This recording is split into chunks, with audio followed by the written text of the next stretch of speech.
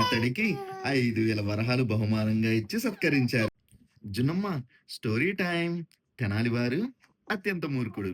కృష్ణదేవరాయల మహారాజు ఆస్థానంలో ప్రతి సంవత్సరం ఒక వింత పోటీ జరిగేది.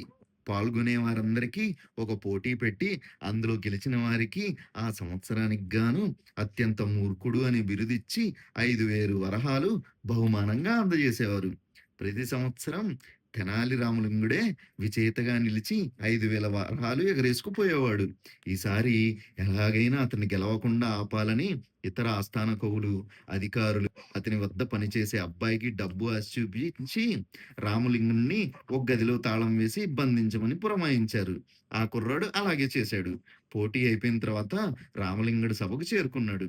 ఇదేమిటి రామలింగ, నీవు పోటీ ముగిసిన తర్వాత విచ్చేశావు అని అడిగారు. ప్రభు, నాకు 100 వరాహాలు అవసరమయ్యాయి. వాటిని పోగు చేసే వరకు ఇంత సమయం పట్టింది అని జవాబిచ్చాడు. నువ్వు ఈ పోటీలో పాల్గొని ఉంటే 5,000 వరహాలు సంపాదించేవాడివి గదా! 100 వరహాల కోసం 5,000 వరహాలు కాదనుకున్నావా? అన్నాడు మహారాజు. ప్రభూ, నేనొక పెద్ద మూర్ఖుడిని అన్నాడు రామలింగుడు. బదులుగా మహారాజు, నువ్వు అత్యంత మూర్ఖుడివి. నీలాంటి మూర్ఖుడిని నేనింతవరకు చూడలేదన్నాడు. అంతే, ఆ పోటీలో విజేత నేనే అన్నమాట అని ఎగిరి గంతేశాడు రామలింగుడు.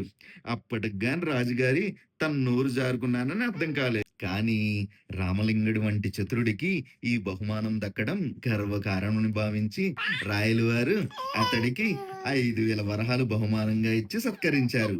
మరోసారి రామలింగుడు అందరికన్నా తెలివైన మూర్ఖుడని రాయలవారి ఆస్థానంలో నిరూపితమైంది.